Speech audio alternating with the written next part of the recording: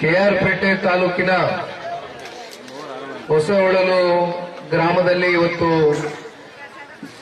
ಶ್ರೀ ಕೋಟೆ ಭೈರವೇಶ್ವರ ಸ್ವಾಮಿಯ ದೇವಸ್ಥಾನದ ರಾಜಗೋಪುರ ಹಾಗೂ ಸಮುದಾಯ ಭವನದ ಒಂದು ಉದ್ಘಾಟನೆ ಕಾರ್ಯಕ್ರಮದ ಹಿನ್ನೆಲೆಯಲ್ಲಿ ಇಂದಿನ ಈ ಕಾರ್ಯಕ್ರಮಕ್ಕೆ ದಿವ್ಯ ಸಾನ್ನಿಧ್ಯವನ್ನ ವಹಿಸಿರ್ತಕ್ಕಂಥ ನಿಶ್ಚಲಾನಂದ ಶ್ರೀಗಳು ಬಹುಶಃ ಈಗಾಗಲೇ 2 ಗಂಟೆಗೂ ಹೆಚ್ಚು ಸಮಯ ಇವತ್ತು ಈ ಕಾರ್ಯಕ್ರಮದಲ್ಲಿ ಮೀಸಲಿಟ್ಟು ತಮ್ಮೆಲ್ಲರನ್ನು ಕುರಿತು ಈಗ ತಾನೇ ಸಾಕಷ್ಟು ವಿಷಯಗಳ ಬಗ್ಗೆ ಮಾತನಾಡಿದ್ದಾರೆ ಅಂತಕ್ಕಂಥದ್ದನ್ನು ನಾನು ಭಾವಿಸಿದ್ದೇನೆ.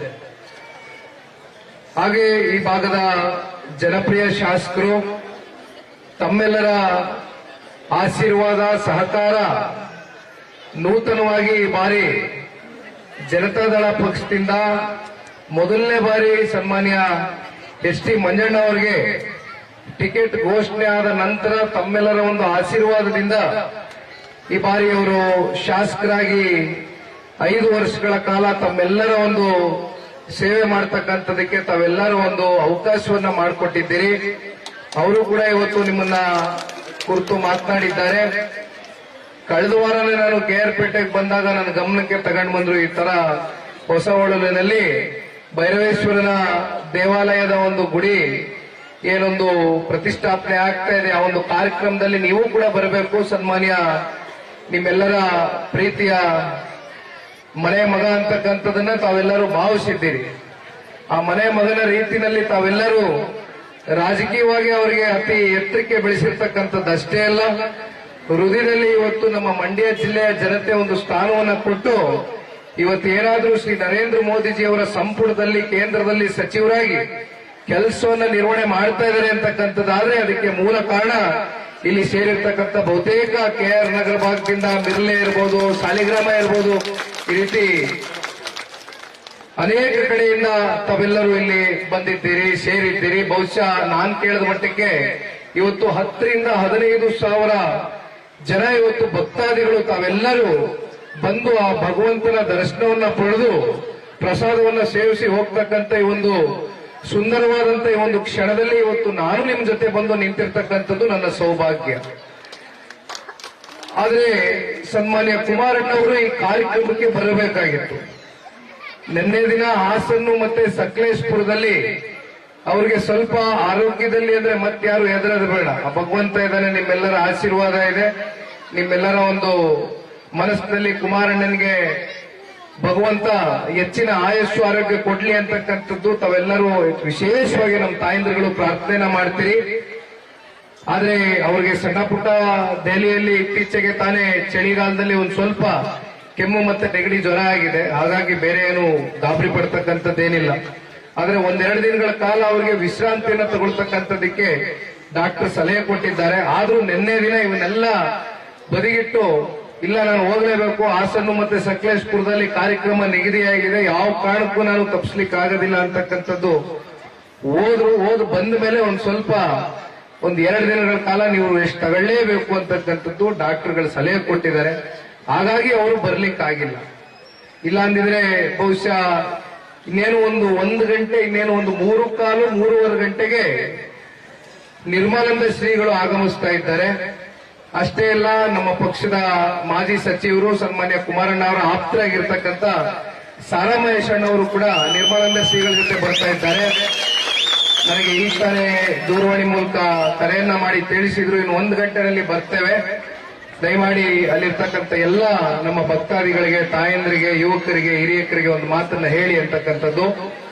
ಬಹುಶಃ ಈಗ ನಾನು ನಿಶ್ಚಲಾನಂದ ಶ್ರೀಗಳ ಜೊತೆ ಕೂತಾಗ ಇಲ್ಲಿ ಒಬ್ರು ಹೆಣ್ಮಗಳು ಒಂದು ಪುಸ್ತಕವನ್ನ, ಅಕ್ಕವರು ಒಂದು ಪುಸ್ತಕವನ್ನ ತೋರಿಸಿದ್ರು. 20-23 ವರ್ಷದ ಹಿಂದೆ ಏನೊಂದು ಸಣ್ಣ ಗುಡಿ ಆದಂತ ಈ ಒಂದು ಭೈರವೇಶ್ವರನ ಒಂದು ದೇವಾಲಯ ಒಂದು ಬಹಳ ಐತಿಹಾಸಿಕವಾದಂತ ಒಂದು ಸ್ಥಳ, ಅತ್ಯಂತ ಐತಿಹಾಸಿಕವಾದಂತ ಒಂದು ಸ್ಥಳ, ಇತಿಹಾಸವನ್ನ ಉಳಿರ್ತಕ್ಕಂಥ ಒಂದು ಸ್ಥಳ ಅಂತಕ್ಕಂಥದ್ದು. ಇದಕ್ಕೆ ಬಹುಶಃ 2011ರಲ್ಲಿ ಶ್ರೀಗಳು ತಹಸೀಲ್ದಾರ್ ಆಗಿ ಬಹುಶಃ ಅವತ್ತು ತಾವೇನು ಒಂದು ಶಂಕುಸ್ಥಾಪನೆಯನ್ನ ಮಾಡಿದ್ರು, ಅದನ್ನ ಅವರು ಕೂಡ ನೆನೆಸ್ಕೊಳ್ತಾ ಇದ್ರು. ನಾನು ಈಗ ತಾನೇ ಆ ಫೋಟೋದಲ್ಲಿ ಕೂಡ ನಾನು ಅದನ್ನ ಗಮನಿಸಿದೆ. ಹಾಗಾಗಿ ಇವತ್ತು ಈ ಒಂದು ದೇವಾಲಯಕ್ಕೆ, ಈ ಗೋಪುರಕ್ಕೆ ಇವತ್ತು ಸಾಕಷ್ಟು ಜನ ಇವತ್ತು ಟ್ರಸ್ಟ್ ವತಿಯಿಂದ ಬಹುತೇಕ ಇವತ್ತು ಸಾರಾ ಮಹೇಶ್ ಅಣ್ಣ ಅವರು ಇರ್ಬೋದು, ಟೂರಿಸಂ ಮಿನಿಸ್ಟರ್ ಆದಂತ ಸಂದರ್ಭದಲ್ಲಿ ಹತ್ತತ್ರ 1.5 ಕೋಟಿ ರೂಪಾಯಿಯಷ್ಟು ಅನುದಾನವನ್ನ ಬಿಡುಗಡೆ ಮಾಡಿದಂತದ್ದಿರ್ಬೋದು. ಇತ್ತೀಚೆಗೆ ಅದನ್ನ ಮುಕ್ತಾಯ ಮಾಡತಕ್ಕಂಥದಕ್ಕೆ ಸನ್ಮಾನ್ಯ ಶ್ರೀ ಎಸ್ ಟಿ ಮಂಜಣ್ಣ ಅವರು ಕೂಡ ಸಾಕಷ್ಟು ಅನುದಾನವನ್ನ ಕೊಟ್ಟಿದ್ದೇನೆ ಅಂತಕ್ಕಂಥದ್ದನ್ನ ಈಗ ತಾನೇ ಸ್ಮರಿಸ್ಕೊಳ್ತಾ ಇದೆ.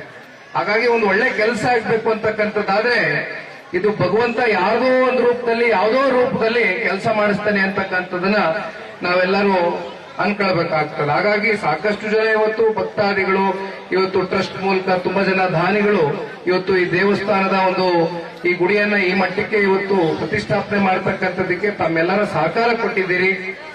ಭಗವಂತ ನಿಮ್ಮೆಲ್ಲರಿಗೂ ಒಳ್ಳೇದು ಮಾಡಲಿ, ಆರೋಗ್ಯ, ಆಯಸ್ಸು, ನೆಮ್ಮದಿ ಎಲ್ಲವನ್ನ ಕೊಟ್ಟು ವಿಶೇಷವಾಗಿ ನಮ್ಮ ರೈತಾಪಿ ವರ್ಗಕ್ಕೆ ಇವತ್ತು ಒಳ್ಳೆಯ ಮಳೆ ಬೆಳೆ ಆಗಿ ಸಮೃದ್ಧ ಜೀವನವನ್ನ ಕೊಡ್ಲಿ ಅಂತಕ್ಕಂಥದನ್ನ ಈ ಸಂದರ್ಭದಲ್ಲಿ ನಾನು ಆಶಿಸ್ತಾ, ಇವತ್ತು ಇನ್ನೂ ಸಾಕಷ್ಟು ಕಾರ್ಯಕ್ರಮಗಳಿದೆ. ಯಾಕೆಂದ್ರೆ ಭಾನುವಾರದ ದಿನ ಬಹುತೇಕ ತುಂಬಾ ಕಾರ್ಯಕ್ರಮಗಳಿದ್ರು ಕೂಡ ಇವತ್ತು ಕುಮಾರಣ್ಣ ಅವರು ಬರಬೇಕಾಗಿತ್ತು. ಆದ್ರೆ ನಾನು ಹೇಳಿದಂತೆ ಸ್ವಲ್ಪ ಆರೋಗ್ಯದ ಸಣ್ಣ ಪುಟ್ಟ ಏರುಪೇರಿನಿಂದ ಬರ್ಲಿಕ್ಕಾಗಿಲ್ಲ. ಹಾಗಾಗಿ 1-2 ಕಾರ್ಯಕ್ರಮ ಮೈಸೂರು ಹೋಗ್ತಕ್ಕಂಥದ್ದಿತ್ತು, ಅದನ್ನ ಮಿಸ್ ಮಾಡಿ ಇವತ್ತು ನೇರವಾಗಿ ಹೊಸಹೊಳಲು ಬಂದು ಇವತ್ತು ನಿಮ್ಮೆಲ್ಲರನ್ನು ಭೇಟಿ ಆಗ್ತಕ್ಕಂಥ ಒಂದು ಸೌಭಾಗ್ಯ ಸಿಕ್ಕಿದೆ.